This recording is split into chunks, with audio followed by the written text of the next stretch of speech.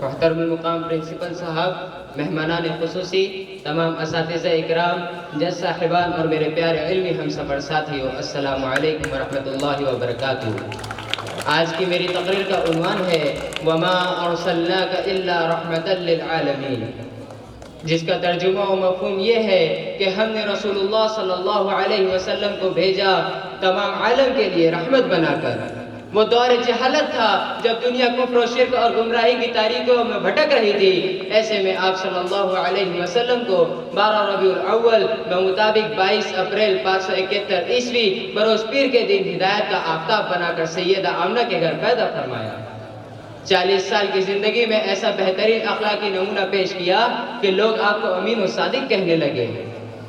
نبوت سے سرفراز ہوئے، اور جیسے ہی ایک اللہ کی عبادت کی دعوت دی، یہی وہ لوگ آپ کے مخالفین بن گئے۔ 25 سال کی عمر میں 40 سال کی بیوہ حضرت خدیجہ سے نکاح کر آپ نے خواتین کے حقوق کو عزت بخشی، زندہ دربار ہونے والی معصوم بچیوں کو زندگی دی، حکام و محکوم کے تعلقات کو سمجھایا، ایک دوسرے کے حقوق کا پاس کس طرح رکھا جائے یہ بتلایا،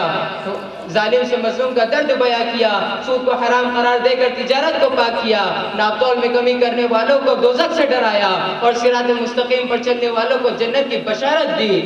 عمرہ کو زکوٰۃ کا حکم دے کر غربا کو غریبی کے دلدل سے نکالا، ایک انسان کے قتل کو پوری انسانیت کا قتل بتا کر دنیا کو امن و شانتی کا گہوارہ بنا دیا، انبیاء، شہداء، صدیقین و صالحین کے راستے پر چل کر جنت میں داخلے کی کنجی دے دی۔ بس یہی وہ وجوہات تھی جس سے مشرکین مکہ آپ کی جان کے دشمن بن گئے،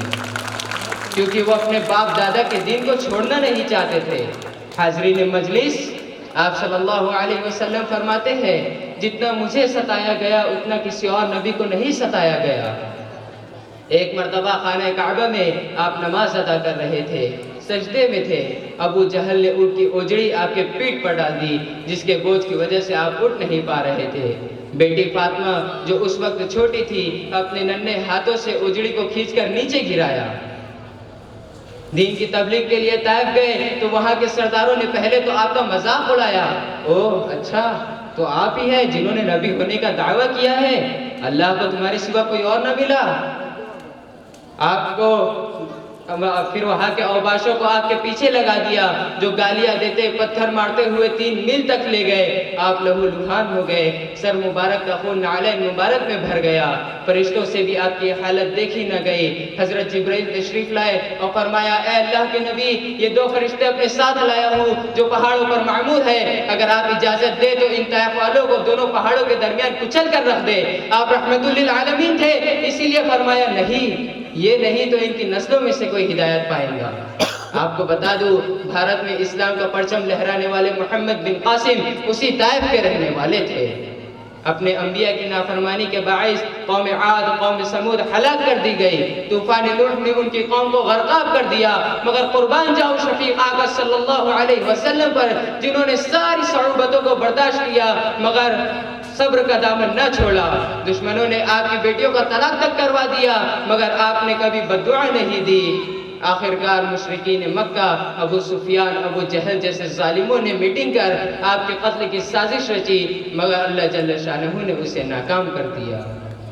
آپ صلی اللہ علیہ وسلم نے کفار سے جنگیں بھی لڑی تو نرمی اختیار کی، جنگ میں کبھی پہل نہیں کی، بچوں، بوڑھوں اور عورتوں کو نشانہ نہیں بنایا، صرف اور صرف 1012 اموات ہوئی جس میں سے کل 159 مسلمان شہید ہوئے۔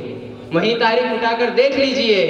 پہلی جنگ اور دوسرے جنگ عظیم میں لاشوں کے انبار لگا دیے گئے، بحر کیف مکہ فتح ہو گیا، کفار اپنے اپنے گھروں میں چھپنے لگے، کہیں محمد اپنے ستانے والوں سے چن چن کر بدلہ نہ لے لے، مگر آپ صلی اللہ علیہ وسلم نے عام معافی کا اعلان کر دیا۔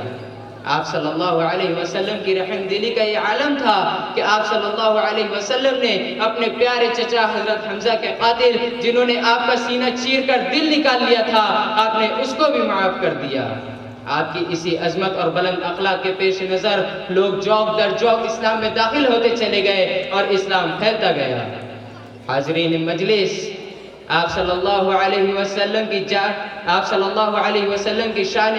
رحمت انسان تو انسان، جانوروں پر بھی عام تھی۔ آپ صلی اللہ علیہ وسلم نے فرمایا تم میں سب سے بہترین شخص وہ ہے جو اللہ کی مخلوق کو زیادہ سے زیادہ فائدہ پہنچائے۔ میں پوچھنا چاہتا ہوں کہ باغ میں بلبلاتے ہوئے اونٹ کی تکلیف کو دیکھ کر اس کے مالک سے یہ پوچھنا کہ تمہیں جانوروں کے معاملے میں اللہ سے ڈر کیوں نہیں، کیا یہ رحمت نہیں تھی؟ آپ صلی اللہ علیہ وسلم نے جب ایک شخص کو دیکھا شدت بھری دھوپ میں ایک پیاسے کتے کو پانی پلا رہے تھے، اور پھر ارشاد فرمایا اللہ جل شانہ نے اس شخص کے اسی عمل کو مقبول فرما لیا اور اسے بخشش فرما دیا، کیا یہ رحمت نہیں تھی؟ آپ صلی اللہ علیہ وسلم نے جانوروں کو ہر وقت بوقت چارہ اور پانی دینا کا حکم دیا، اور آپ صلی اللہ علیہ وسلم نے ان کو پریشان کرنے سے منع فرمایا۔ آخر میں اللہ تعالیٰ سے دعا کرتا ہوں کہ ہم سب کو رحمت للعالمین کی ایک ایک سنت پر عمل کرنے کی توفیق عطا فرمائے، اور دنیا چونکہ مسلمانوں کے کتابوں کو نہیں بلکہ کرداروں کو پڑھتی ہے، لہٰذا ہم سب کے کرداروں کو اعلیٰ بلند عطا کرے۔ السلام علیکم ورحمۃ اللہ وبرکاتہ۔